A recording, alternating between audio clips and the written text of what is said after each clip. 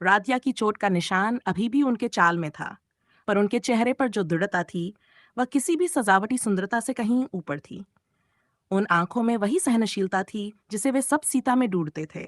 राम की आंखों में चिंता थी, वह चिंता किसी अभिनय की नहीं, उस गहरे एहसास की थी जो जीवन में अचानक आए संकटों को पहचान लेता है। लक्ष्मण का स्वर गंभीर था पर आदर में कठोर। उसने सीमाओं की रेखा जैसे कि अपने भीतर का कर्तव्य बना रखा था। उर्मिला ने, जो पहले वह देवता सी स्त्री थी, अब एक साधारण सी राक्षसी की शक्ल में मंच पर थीं। पर उनके शब्दों में जो आग थी, वह किसी भी असल राक्षस से अधिक तीव्र लगती थी। सुरपनखा की वाणी में तिरस्कार का कांटा था, और उसी तिरस्कार ने कहानी में एक नया रंग भर दिया, एक जन्मा हुआ संघर्ष जो आगे चलकर पुरानी दुहाइयों को जला देगा।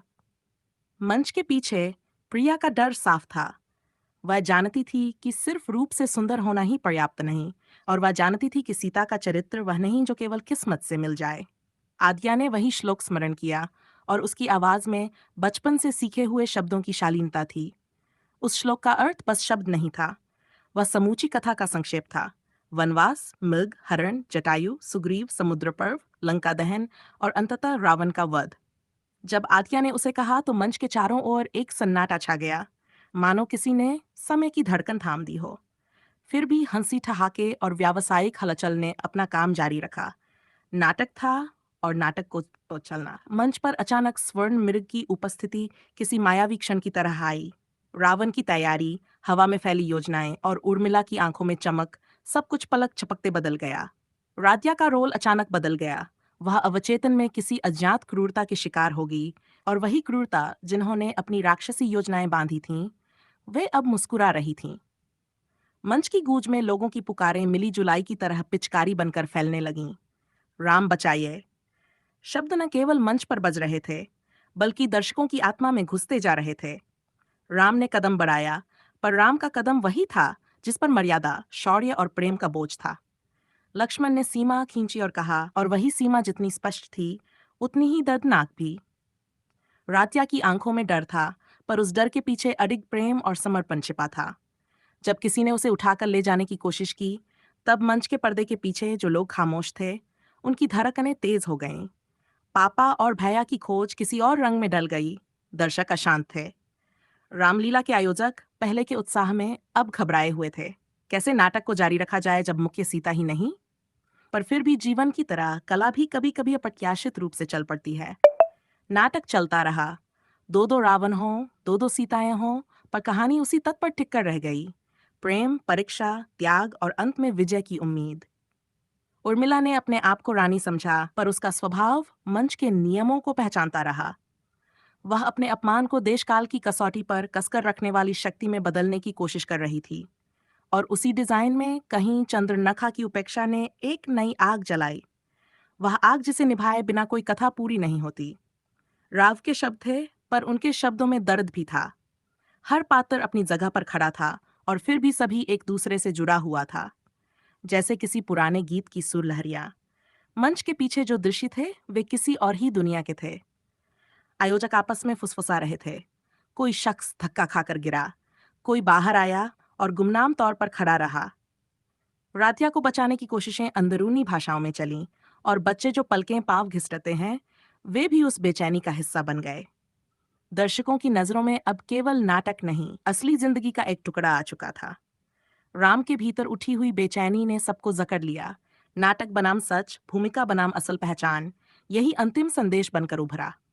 धीरे धीरे कथा ने पुराने किस्सों को अपनी आंच में लिया। जटायु की मर्यादा, सुग्रीव का साथ, समुद्र पार करने की चुनौती और अंत में लंका का दहन, सब कुछ शाब्दिक होकर नहीं, भावनाओं में दहन बनकर आया। ये दहन केवल मंच का दहन नहीं था, ये उन स्मृतियों का दहन था जो हर पात्र के भीतर सुलगती रहती हैं। राध्या की हालत, अपहृता, बेहोश या किसी प्रकार की चालाकी का शिकार, ने हर दर्शक की आत्मा को थपकी दी। और फिर वह क्षण जब आद्या ने शांत स्वर में श्लोक दोहराया, जैसे किसी ने समय को आंसुओं से धो दिया हो, सब कुछ थम गया। वहां एक छोटा सा दृश्य था, जहां प्रिया अपने उन कपड़ों को देखती हैं जो मूर्ति पर डालने के लिए लाई गई थीं। कपड़े बड़े थे, पर किसी भी मूर्ति में एक नई आत्मा डालने का मजा अलग ही था। प्रिया ने अपने भीतर की छिपी हुई मातृत्व और समर्पण की भावनाओं को पहचाना। उसने महसूस किया कि असल सुंदरता वही है जो अपने भीतर से खिलती है। वस्त्र बदल जाएं, पर गुण वही रह जाते हैं। इसी भाव से उसने रात्या को कपड़े पहनने के लिए कहा। यह केवल कपड़े की बात नहीं रही, बल्कि विश्वास का एक पल था। मंच पर सीता का रूप सिर्फ दिखावा नहीं, वह श्रद्धा का प्रतिबिंब था। उसी समय कुछ चरित्र ऐसे भी थे जो छोटी छोटी योजनाओं के पीछे छिपे हुए थे। रावण की बहन का भाव, किसी छोटा बदला, किसी पुरानी ठेस, ये सब उन छोटी छोटी धाराओं की तरह थे जो मिलकर एक बड़ी नदी बनाते हैं। और नदी के बहाव में कुछ कुछ क्षण ऐसे आए जहां दर्शकों ने महसूस किया कि ये सिर्फ रामलीला नहीं, ये जीवन का आरंभ और समापन दोनों है। रातिया की गायब होने की खबर घरों में फैलते ही परिवार में खलबली मच गई। दादी का विश्वास, मां की चिंता, भैया की लापरवाही, सब कुछ मिलकर एक मनोवैज्ञानिक त्रिकोण बना गए जिसने कथा को और ज्यादा कठोर और मानवीय कर दिया। रात गहरी होती गई और मंच पर जो अभिनय छिड़ा हुआ था वह वास्तविकता के इतने करीब आ गया कि लोग अपनी सीटों पर हिलने लगे। रावण की चाल में जैसे रणनीति के साथ एक नाट्य कथा भी दबी थी। उर्मिला की आंखों में जले हुए प्रश्न थे। क्या उसे किस्मत ने राक्षस बना दिया, या उसने खुद अपने हाथ से ये रूप कर लिया? वही प्रश्न, वही दुविधा मंच के हर कोने में गूंजती रही। और जब अंततः राम ने धरती पर कदम रखा तो ऐसा लगा मानो किसी ने न्याय के तराजू में हाथ रखा हो। कथा का हर किरदार अपनी अपनी दुनिया लेकर आया था, पर अंततः सब एक ही सत्य की ओर जाता दिखा। सत्य की ओर जो कठोर हो पर उज्जवल भी। सीसे का हरण केवल एक घटना नहीं रहा, वह प्रतीक बन गया त्याग और परीक्षा का। और राम का दृढ़ता से निर्णय उस प्रतीक को चुनौती देता रहा। दर्शक शांत थे, पर उनके हृदय भीतर एक धीमी धीमी धड़क रही थी, जैसे अगले मोड़ पर कुछ बड़ा होने वाला हो। मैंने आपको ये सब भयभीत होने के बिना धीरे धीरे सुनाया। ये अभी शुरुआत का भाग है, उस शाम का पहला बड़ा दृश्य, पात्रों की आंतरिक दुनिया और घटनाओं की पहली परतें। इस कथा के और भी कई मोड़ हैं। राध्या की असली जीत, उर्मिला की अंतर्द्वंद्व, रावण की चालाकियों का आगे का परिणाम, लक्ष्मण की निष्ठा और राम का अंतिम समाधान। मंच के एक कोने में राध्या के गहने बिखरे पड़े थे, वही गहने जो उसने सीता के रूप में पहने थे। किसी ने देखा, किसी ने नहीं। कोई बोला नहीं, पर सबके भीतर एक डर बैठ गया था, जैसे कुछ अनहोनी होने वाली हो। प्रथम का चेहरा पीला पड़ गया था। उसके हाथ में फोन था, लेकिन नेटवर्क जैसे भाग गया हो। वह बार बार एक ही बात दोहरा रहा था। वो ऐसा नहीं कर सकती, रात्या ऐसा कभी नहीं कर सकती। पास में खड़ी प्रिया की आंखें भर आई थीं। उसे याद था, वही रात्या जिसने अपने दर्द को छिपाकर दूसरों के लिए मुस्कुराया था, वही जो मंच के पीछे सबका हौसला बढ़ाती थी। आज वही खुद गायब थी। दूसरी ओर रामलीला का मंच खाली नहीं रह सकता था। दर्शक बेचैन थे, कुछ लोग सीटी बज पर बड़ा रहे थे। क्या नाटक है ये? सीता ही नहीं है तो खेल क्या देखेंगे? आयोजक लोग माथा पकड़कर बैठे थे। किसी ने कहा, जल्दी से किसी और को सीता बना दो।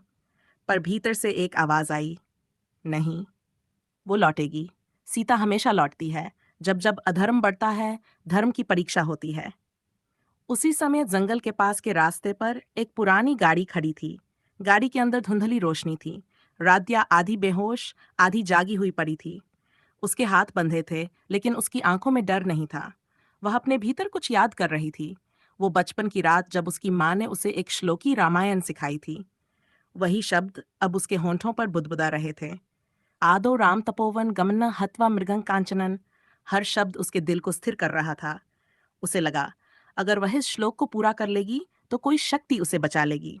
उसकी आंखों के सामने किसी की परछाई आई। वही आवाज, वही जिसने उसे मंच से उठाया था। अब क्या हुआ तुम्हारी मर्यादा को, उसने हंसते हुए कहा। रात्या ने धीरे से सिर उठाया। मर्यादा को कोई छीन नहीं सकता, वो भीतर रहती है, चाहे तुम 1000 जंजीरें डाल दो। वो आदमी तिलमिला गया। उसने दरवाजा जोर से पटका और चला गया। बाहर अंधेरा गहराता गया। मंच पर मीनवाइल राम का रोल निभाने वाला प्रथम अधीर था। उसे लग रहा था जैसे उसके शब्द अब अभिनय नहीं, पुकार बन गए हों। जब वह संवाद बोलता, सीते सीते, तो मंच की सीमाओं से बाहर भी आवाज जाती थी, पेड़ों से टकराती थी और कहीं दूर किसी गाड़ी के भीतर बंधी लड़की के कानों में पहुंचती थी। वह हल्के से मुस्कुराई, प्रभु, आपने सुन लिया। रात की हवा तेज हो गई। अचानक बिजली के तारों की झिलमिलाहट के बीच पुलिस की गाड़ी का हॉर्न सुनाई दिया। किसी ने आयोजकों को बताया कि एक लड़की पास के पुराने गोदाम में मिली है। भीड़ धीरे धीरे मंच से हटने लगी। सब तरफ अराजकता थी, फिर भी एक सुकून की परत फैलती जा रही थी। प्रथम वहां पहुंचा। गोदाम के अंदर अंधेरा था, पर राधिया की आंखें उजले जैसे जले हुए दिए। प्रथम, उसने बहुत धीमे स्वर में कहा। वह दौड़कर उसके पास पहुंचा, उसके बंधे हुए हाथ खोले। तुम ठीक हो? हाँ, उसने मुस्कुराकर कहा। सीता को कोई रावण चुरा नहीं सकता जब तक राम को विश्वास है। उनके बीच कुछ पल का मौन रहा। बस हवा की सरसराहट थी और कहीं दूर घंटे की आवाज। प्रथम ने उसे उठाया और उसी हालत में मंच पर वापस ले आया। दर्शक खड़े हो गए। किसी को समझ नहीं आया कि यह अभिनय था या जीवन की सच्चाई। रात्या ने वही श्लोक फिर से कहा। आदो रामन तपोवन गमन। आवाज में थरथराहट नहीं थी, उसमें आस्था थी। प्रिया ने पीछे खड़े होकर आंसू पोंछे। उसे लगा जैसे किसी ने इस युग के लिए नया अर्थ लिख दिया हो। सीता केवल कहानी नहीं, हर युग की औरत का साहस है, वह जो टूटती नहीं, बस और उजली होती जाती है। रामलीला उस रात खत्म नहीं हुई, वह लोगों के दिलों में उतर गई।